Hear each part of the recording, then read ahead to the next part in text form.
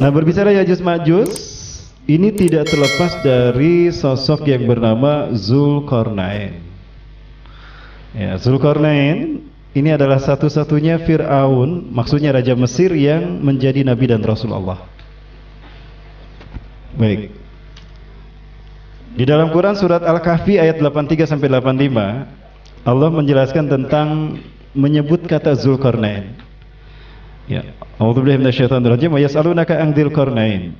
Dan mereka bertanya pada engkau Muhammad tentang Zulkarnain. Qul sa'atlu 'alaikum minhu dzikra. Kau katakan oleh Muhammad, aku akan membacakan kepada kalian tentangnya. Inna makkanna lahu fil ardi. Sesungguhnya kami telah menguatkan dia di muka bumi. Kami telah memberikannya kekuasaan, kami telah menjadikannya raja, kami telah memberikannya kemampuan dan kekuatan, serta kami telah memberikannya wahyu. Ya. Wa atainahu min kulli syai'in sababa. Dan kami telah memberikan kepadanya kemampuan untuk menguasai sesuatu yang diinginkannya. Fa'at basababa, maka dia pun menempuh satu jalan. Hatta idza balagha maghribasy syamsi, maka ketika dia sampai kepada tempat terbenamnya matahari. Nah, nanti kita lihat di manakah tempat terbenamnya matahari menurut para ahli ulama, maksudnya para ahli sejarah. Salah satu yang paling berbekas dan berkesan bagi saya adalah pendapatnya Syekh Hamdi bin Hamzah Abu Ziyad. Syekh Hamdi bin Hamzah Abu Ziyad ini dari Saudi Arabia dan beliau masih hidup, dan beliau telah melakukan penelitian selama bertahun-tahun seorang diri, di mana beliau melakukan penelitian ini bersama istrinya juga, dan analisanya itu luar biasa, sangat akurat menurut saya, maksudnya sangat presisi, dekatan dengan fakta realitasnya itu sangat luar biasa. Ya, seperti apa gambarannya nanti kita bahas para muslimin. Ya, lanjut. Ya. Pada semangat semua sini. Wajadahat tagharubu fi ainin hamiatin. Dia mendapati matahari itu terbenam di laut yang ada lumpur hitamnya. Ainin hamiyah ini adalah lumpur hitam. Wa wajada indaha qauman, dan di sana dia menemukan satu kaum. Ya. Qulna ya Zulkarnain, maka kami berfirman kepada Zulkarnain, hai Zulkarnain, imma an tu'adziba, aku memberikan kekuasaan kepadamu. Apakah engkau akan menyiksa satu kaum yang durhaka, wa imma an ta'hida minhum fihim husna, atau engkau akan memberikan kebaikan kepadanya. Ya.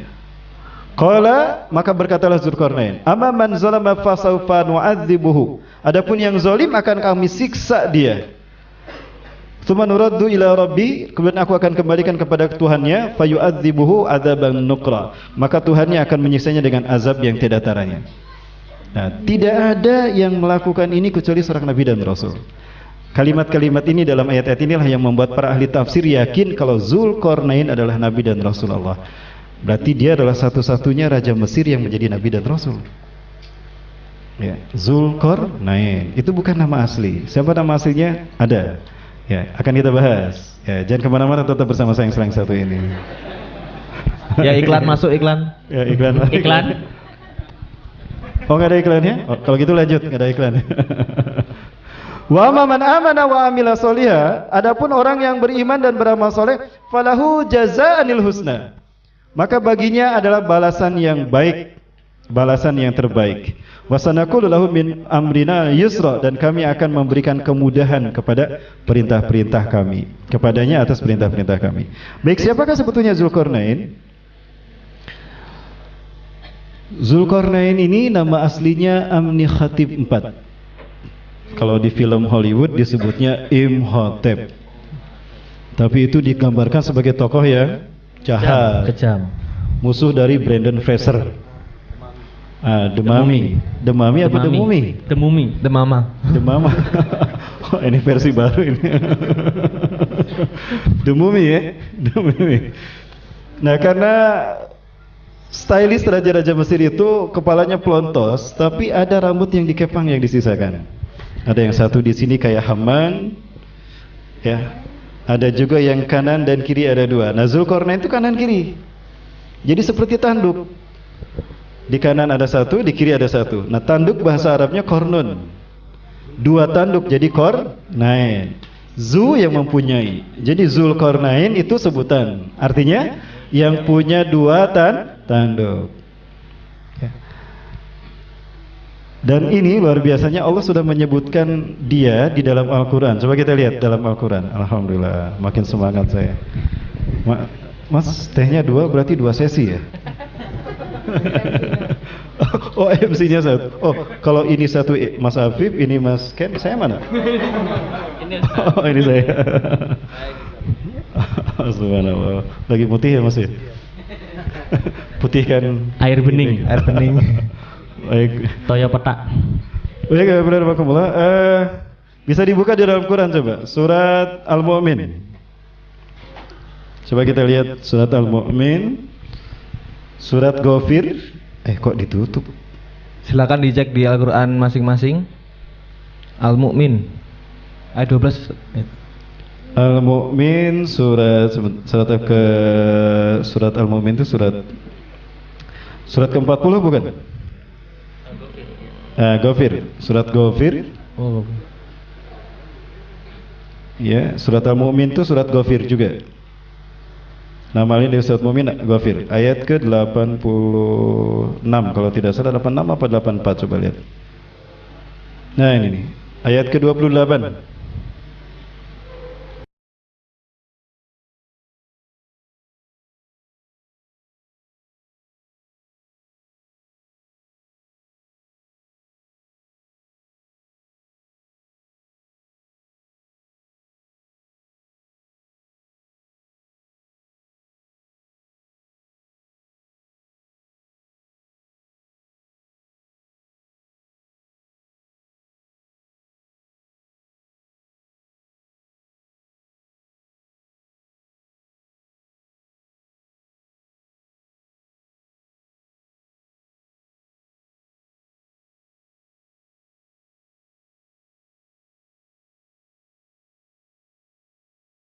Ayat ini jelas dikatakan, A'udzubillahi minasyaitonir rajim. Wa qala rajulun mu'minun, maka berkatalah seorang laki-laki yang beriman, min ali Fir'aun, dari keluarga Fir'aun. Ternyata ada yang beriman dari keluarga Fir'aun yang saat itu dihadapi oleh Nabi Musa. Siapa dia? Zulkarnain atau Amnihatib. Diam-diam ternyata dia beriman kepada Allah melalui Nabi Musa. Dia beriman kepada Nabi Musa sebagai Nabi dan Rasul Allah, berbarengan dengan Siti Aisyah, ibunya sendiri, ibu kandungnya, tanpa sepengetahuan Fir'aun. Ya.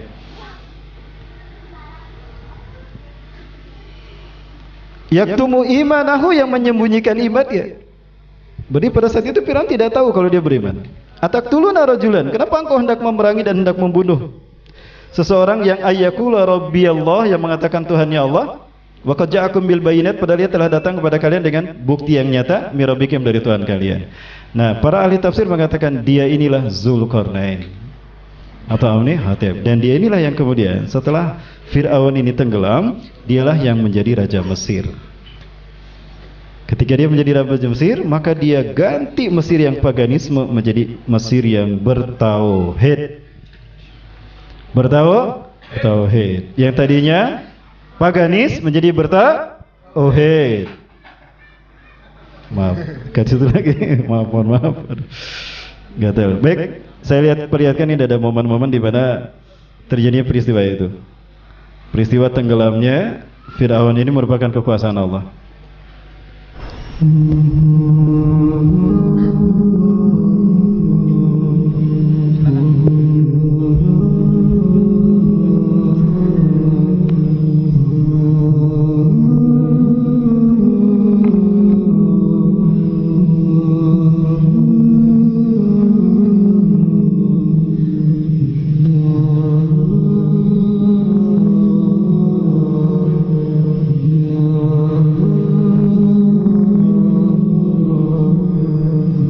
Ini film yang biasa disampaikan di kerajaan Saudi Arabia, oleh kerajaan Saudi Arabia, menjadi pelajaran bagi muslim-muslim yang ada di luar negeri. Salah satunya di Moskow.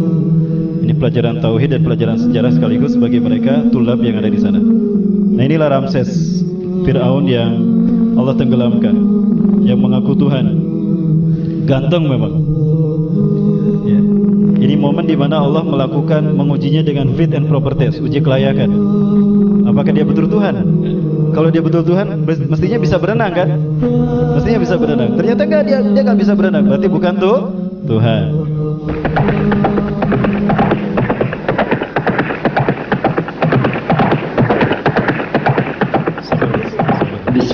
Bismillahirrahmanirrahim. Wa auhayna ila Musa an asri bi'ibadi innakum muttaba'un fa arsala fir'aun fil madaini hashirin inna haula'i lashirzimatun qalilun. Di dalam beberapa kitab sejarah, baik tafsir Ibnu Katsir, dalam kitabnya Al-Bidayah wa Nihayah, ataupun kitab Qisasul Anbiya, atau Syekh Sami bin Abdillah Al-Maglus dalam kitabnya Atlas Tarikhil Anbiya wal Mursalin, itu menunjukkan bahwa jumlah Bani Israel yang mengikuti Nabi Musa saat itu berjumlah 70.000 orang.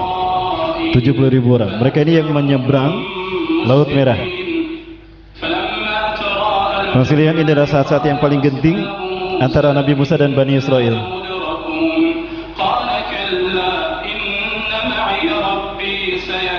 Di sini Nabi Musa alaihissalam mendapatkan cemoohan dari kaumnya sendiri. Celaka Musa, kenapa kau bawa kami ke lautan? Bagaimana kita akan bisa menyelamatkan diri dari Fir'aun? Di belakang ada Fir'aun dan bala tentaranya akan siap memangsa kita, membantai kita, dan di hadapan kita ada laut yang dalam yang penuh dengan ikan paus yang akan menyantap kita. Kenapa lari ke laut? Apa kata Nabi Musa? Jangan kalian caci maki aku. Ini Tuhanku yang menunjukkan aku membawa kalian ke sini.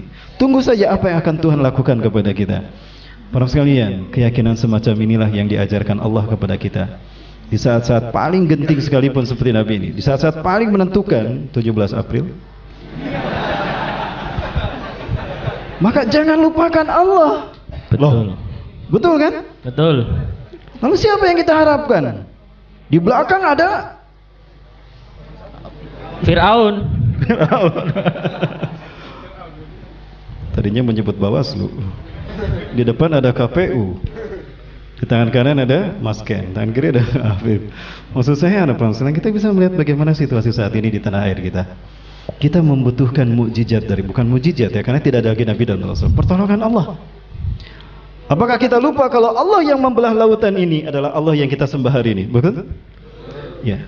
Betul. Apakah tidak akan ada kekuasaan itu turun kembali? Tidak. Kata siapa? Pasti akan Allah berikan juga pertolongan. Nah, keyakinan ini yang harus kita tumbuhkan, para sekalian. Baik.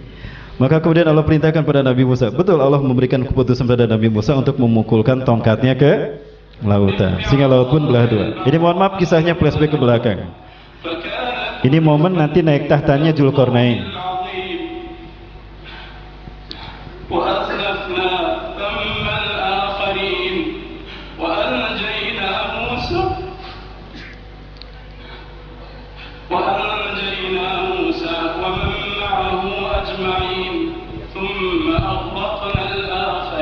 Ya, dapat kita lihat bagaimana dalamnya laut ini.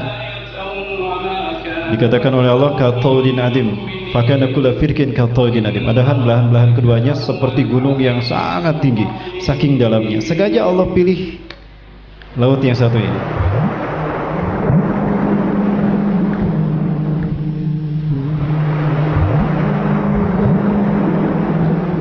Ini Firaun. Kekuasaan Allah ternyata setiap kali Firaun berjalan selalu tersangkut roda keretanya atau terseok-seok dan terjerumus ke dalam satu lubang.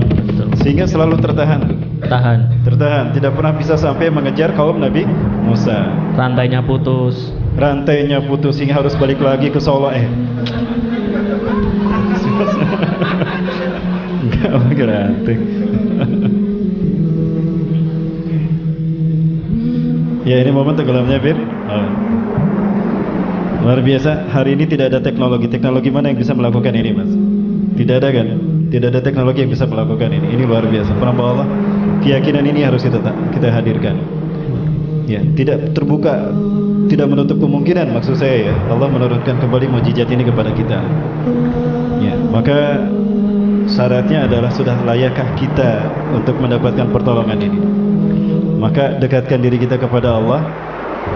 Ya, pantaskan diri kita agar kita layak mendapatkan pertolongan Allah tadi. Karena Rasulullah SAW mengatakan, "Idza kanatil juyus khairu juyusyathum nasrullah." Apabila pasukan yang terbaik, maka pertolongan Allah akan datang. Artinya pertolongan Allah akan datang kepada bangsa ini jika kita memang sudah layak ditolong. Nah, itu yang harus kita pantaskan pada diri kita. Dengan apa? Tidak lain dengan Quran dan Sunnah. Betul? Allahu Akbar. Ya Mas, itu dulu Mas. Nah inilah keretanya Firaun. Ya, dan di antara semua yang mati saat itu dari pasukan Firaun dan bala tentaranya, maksudnya hanya jasad Firaun yang Allah awetkan sampai hari ini. Nah ini dia Firaun. Diceritakan dalam Al-Quran itu tangan Firaun itu ke atas tangan kirinya, dan dia mengatakan amantu bi Rabbi Musa wa Harun. Tangan kirinya itu naik sambil dia tenggelam, dia tangannya seperti aku beriman pada Tuhannya Musa dan Harun. Namun terlambat tadi ya, terlambat untuk pulang Mas, karena sudah di tengah-tengah kan, walaupun rantainya putus Mas. Nah waktu saat itu dia mati dalam keadaan tangannya seperti ini. Ketika ditemukan oleh pelaut Prancis, maka dia diikat tangannya dan nah diginikan. Terlihat kan? Itu ada pembersihan rutin setiap jangka 1 bulan sekali. Ketika dibersihkan, ikatannya dilepas, maka tangannya gini lagi. Itu menunjukkan kalau dia pada akhirnya pun beriman. Kenapa tidak dibiarkan begini? Ya, nanti orang-orang menduga kalau dia ternyata sudah masuk Islam. Supaya orang tidak tahu, maka diikatkan kembali agar ini tertutup dari informasi dunia. Ini jahatnya mereka. Nah, ketika Firaun ini mati, tenggelam, ada 2 hal yang terjadi. Ya. Bagi Bani Israel ini merupakan kemenangan mereka. Kemenangan sebagai tukang batu yang merdeka. Jika selama ini mereka menjadi tukang batu karena dijajah oleh Firaun dan didikasikan yang dipaksa secara zolim kepada Firaun, maka saat itu mereka merdeka. Mereka tidak melupakan posisi mereka sebagai tukang batu, mason. Maka jadilah mereka tukang batu yang merdeka, Freemasonry. Adapun bagi Mesir sendiri, Mesir mendapatkan pemimpin yang baru pada saat itu. Pemimpin yang baru saat itu. Siapa? Zulkarnain. Maka dia naik tahta. Pemilik dua tadi Ustaz, pemilik dua tanduk sebagai pemimpin baru. Sebagai pemimpin baru. Betul sekali. Make sense ya? Apakah ini ada hubungannya? Enggak ada. Oh, enggak ada. Enggak ada. Ingat Mas, ada KPU di depan. Baik, nah para muslimin mati Allah. Maka Zulkarnain naik tahta. Maka dia rubah Mesir yang tadinya paganis menjadi bertauhid. Maka diundanglah para ulama ke istana. Ya, ulama tadi satu persatu mendoakannya. Begitu. Subhanallah. Satu persatu didoakan. Satu persatu ulama tadi mendoakan Zulkarnain. Daripada di sini? Oh iya. Memang suhu politik di Indonesia gara-garanya jadi kayak gini gitu. Baik, nah wabillahi makumullah. Fakta peninggalan sejarah bahwa ternyata Zulkarnain ini orang yang sangat cerdas luar biasa. Inna makannahu fil ardi, makanna lahu fil ardi. Kami kuatkan dia di muka bumi.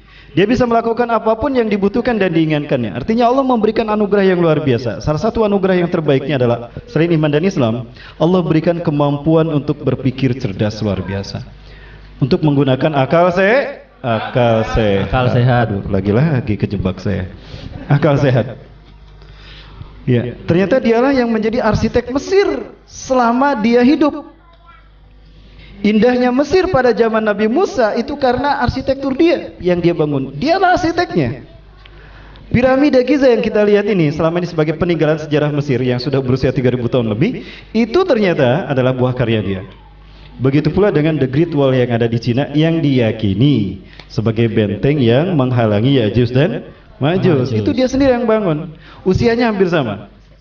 Ya, nilai konstruksi yang dilihat, yang diteliti, ternyata kandungannya sama dan teknik pembangunannya pun sama. Dia tidak menggunakan semen.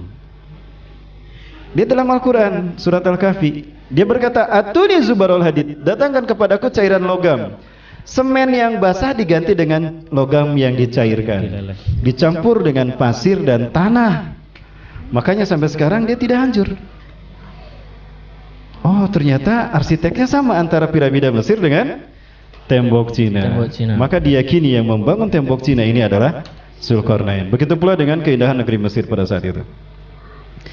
Namun ketika dia sudah menjadi raja Mesir dan dirubah menjadi tauhid, dia mendapatkan perlawanan ketat dari para petinggi dewa matahari, Dewara. Ya, di sana juga ada Horus, sosok yang mengaku sebagai raja dan kemudian kehilangan satu matanya ketika melawan Zulkarnain. Di saat itulah Horus kehilangan sebelah matanya. Namun dikatakan dalam sejarah dia menang, padahal dia tidak menang. Ya, Zulkarnain pergi meninggalkan Mesir saat itu, mengembara dari barat dunia ke timur dunia. Ya. Syekh Hamdi bin Hamzah Abu Zaid mengatakan, demi menyelamatkan imannya maka Zulkarnain menjelajah membuka bumi mulai dari negeri matahari terbenam hingga negeri matahari terbit. Dan negeri matahari terbenam yang dimaksudkan ternyata adalah Maldives. Ya, Maldives. Menurut beliau yakin bahwa di Maldives inilah terdapatnya lumpur hitam yang tadi terbenamnya matahari. Ya, ketika beliau melakukan penelitian, sekarang beliau masih hidup. Itu beliau menemukan ada orang-orang Islam yang mereka hafal betul ciri-ciri Zulkarnain. Bahkan ternyata silsilahnya ada pada mereka juga. Mereka ini keturunan Zulkarnain. Sampai ke Kiribati, itu timur dunia, negeri matahari terbit. Kiribati itu ada di atas New Zealand, di belakang Papua. Dari Australia agak ke atas sebelah kanan. Ya, agak ke mana itu? Maskan apa istilahnya? Utara agak ke timur laut ya. Laut. Agak ke timur laut. Nah, itu posisi Kiribati. Ya. Coba kalau kita lihat ini, boleh saya berdiri? Enggak apa-apa saya berdiri ya, Pak Nasir. Saya di sini Mas, enggak apa-apa saya ke sini Mas. Bentar. Monggo Ustaz. Nah, kalau kita lihat rute ini, ternyata rute ini mulai dari Maldives sampai ke Kiribati di sini. Itu adalah rute sutra, rute perdagangan utama dunia. Bapak Ibu, para muslimin yang dirahmati Allah, ini nggak ada Bapak Ibu ya, ini masih akang-akang emas nih. Cheng Hu. Iya. Apa namanya? Chinese belt. Chinese belt. Para muslimin yang dirahmati Allah, coba kalau kita lihat Jalur sutra. ini yang menjadi keyakinan bagi saya. Ternyata Islam sudah sampai ke Indonesia sejak zaman Nabi Musa. Mas, boleh saya di situ, Mas? Boleh, Ustaz. Iya. Para muslimin yang dirahmati Allah, rute ini kalau kita lihat dia melalui Indonesia kan? Nah, baik. Fir'aun itu jasadnya kan dimumikan, diabadikan. Itu menggunakan beberapa zat. Salah satu zat paling utama untuk memumikan Fir'aun adalah kamper. Kamper ini istilahnya apa? Kapur barus. Kenapa disebut kapur barus? Karena kapur ini berasal dari satu tempat bernama Barus dan itu ada di Sumatera. Tapanuli. Berarti Tapanuli sudah terkenal, Barus ini sudah terkenal sejak zaman Fir'aun. Maka jika ini rute yang dipilih oleh Zulkarnain dalam menyebarkan Islam, berarti Islam sudah menyentuh Indonesia sejak zaman Zulkarnain. Itulah alasannya kenapa di Indonesia sekarang mayoritas umat Islam. Kalau memang ada Hindu dan Mojopahit sebelumnya, kenapa bukan Hindu dan Buddha yang mayoritas di Indonesia? Kenapa Islam yang mayoritas di Indonesia? Dan lupakah kita kalau nama-nama pulau di Indonesia, kayak jadi ngebahas ini kapan Yajus Majusnya? Ini prolognya pengusulin ya. Awal kemunculan Yajus dan Majus. Nggak apa-apa ya, ngalir ya? Nggak apa-apa. Nggak apa-apa. Lanjut. Tapi bukan berarti lanjut 2 periode, bukan. Ya. Aduh. Baik. Pengusulin. Ternyata nama-nama pulau di Indonesia ini punten kalau saya salah tolong luruskan. Itu berbau Islam, berbau Arab. Sumatera itu diambil dari kata asyamatirah. Syamatir, Sumatera. Itu artinya mahkota. Pulau Jawa itu diambil dari bahasa Arab itu al-jawu, tempat yang tinggi dan panjang, dataran tinggi dan dingin. Dataran tinggi dan dingin, al-jawu. Karena panjang, para ulama zaman dulu membagi 3, ada Jabil Ghorbiyah, Jawa Barat, Jabil Wusta, Jawa Tengah, dan ada Jabil Syarqiyah, Jawa Timur. Kalimantan, tanah yang berawak basah. Borneo, jadi Borneo. Makassar, tempat yang terpecah-pecah, Makassaro. Itu bahasa Arab, tempat yang terpecah, Makassaro. Dari kata kassaro yukassiru Makassaro, jadi Makassar. Maluku dulu namanya Jaziratul Muluk. Karena di Maluku itu raja-raja Arab mereka tinggal di situ karena indahnya pulau di Maluku ini, indahnya lingkungan di Maluku itu. Raja-raja Arab mereka tinggal di sana, maka diberi nama Jaziratul Muluk. Datang Portugis diganti jadi Maluku. Papua Nugini dulu namanya Biladun Nurul Islami. Silakan buka dalam buku sejarahnya Pak Ahmad Mansur Suranegara. Saya pernah ngobrolkan ini. Ternyata dulu Islam punya yang menguasai Indonesia dan Islam telah menyentuh Indonesia. Tauhid sudah menyentuh Indonesia. Itu sejak zaman Nabi Musa alaihissalam. Betul ya enggak? Ini kan teorinya ini. Ya, ini ternyata jalur dakwahnya Zulkarnain. Ya, Allahu Akbar.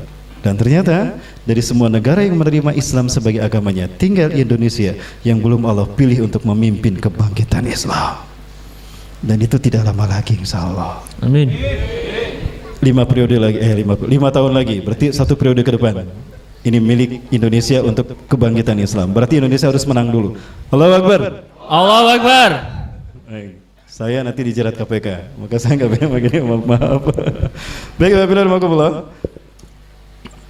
Ya, kemudian, nah, ada juga yang menyatakan jalurnya ke atas dulu. Kalau saya sebetulnya baliknya itu lalu ke atas.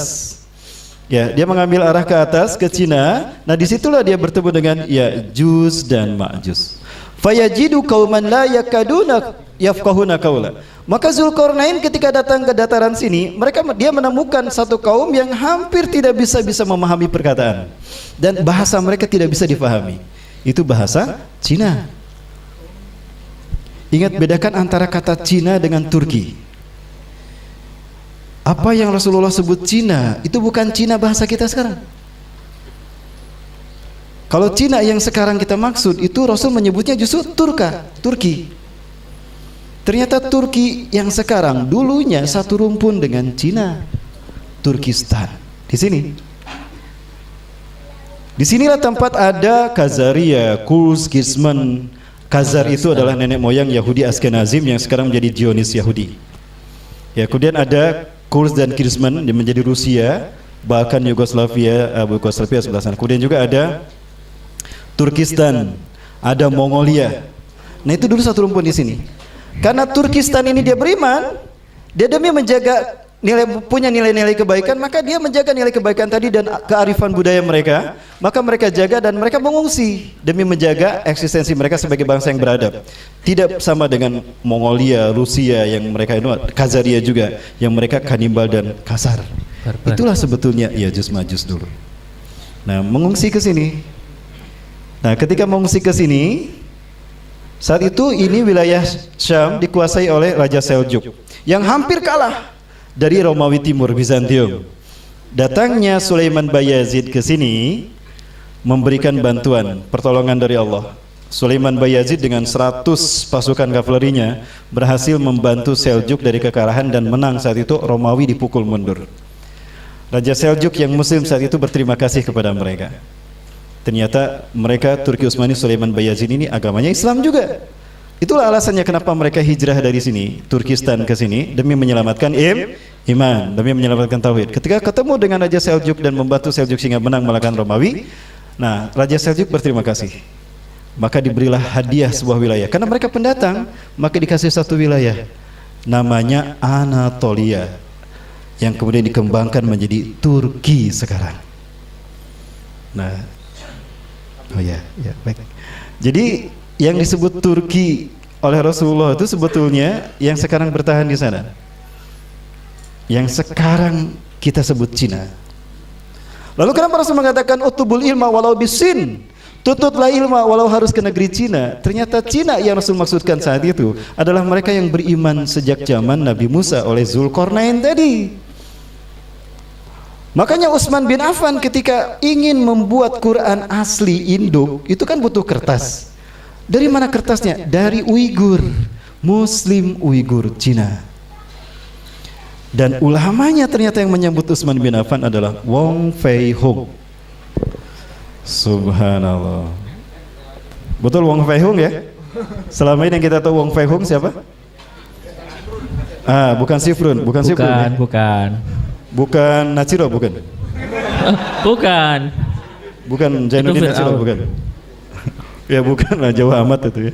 Baik, Bro sekalian. Nah, di sini Bro sekalian terjadinya pertemuan sejarah tadi. Nah, Iwafillah rahmakumullah. Oke, kita klik lagi. Nah, ini wilayah Kiribati yang ini New Zealand kan, atas Australia di Papua. Nah, Bro sekalian, Kiribati inilah ternyata menjadi akhir dari perjalanan para pelaut Arab yang Muslim termasuk Zulkarnain. Karena setelah itu dia tidak menemukan daratan. Maka disinilah dia berdakwah, mendakwahkan Islam. Maka ternyata banyak sampai hari ini Komunitas-komunitas kecil yang beriman mereka muslim dan mereka memiliki pengetahuan sejarah yang kuat tentang Zulkarnain dan Ya'juj Ma'juj. Baik, ini wilayah gambaran wilayah dan ini adalah tempat yang paling disukai oleh Zulkarnain, wilayah Atol. Atol itu adalah satu tempat yang menjadi pecahan dari gunung. Tadinya ada gunung, kemudian gunung Merapi ini meletus sehingga tersisa pulau yang berbentuk lingkaran seperti tadi. Itu tempat yang paling disukai oleh Zulkarnain. Disitulah terdapatnya lumpur hitam. Ya, Ainul Hamiatin. Berikutnya lagi Mas. Ya, klik lagi. Klik lagi Mas, kita bercepat. Klik lagi. Nah ini gambaran Maldives seperti ini. Nah ini tempat yang menurut Syekh Hamdi bin Hamzah Abu Ziyad, disinilah terdapatnya Ainul Hamiatin yang disebutkan Allah dalam surat Al-Kahfi. Dan disinilah Zulkarnain pun pernah tinggal dan berdakwah membentuk komunitas orang-orang yang beriman di zaman Nabi Musa masih hidup. Di mana pada saat itu Nabi Musa dan Bani Israel menempuh perjalanan ke Palestina. Zulkarnain menempuh perjalanan ke sini. Jadi ini terjadi di zaman yang sama, di waktu yang sama. Berarti Islam sampai ke tanah Nusantara ini di zaman Nabi Musa. Percaya tidak? Yakin? Allahu Akbar. Penuh sekalian, ini saya kira beralasan kuat kalau Indonesia ini akan menjadi titik kebangkitan Islam akhir zaman. Artinya pertarungan besar akhir zaman yang disebut dengan Armageddon dan Al-Malhamatul Kubra akan menjadi titik sentralnya itu Asia Pasifik, Indonesia. Ya, Allahu Akbar. Baik, berikutnya. Nah ini gambaran salah satu. Ya ayyuhal muzammil qumil layla illa qalila nisfahu aw inqus minhu qalila aw zid alayhi warattilil qur'ana tartila.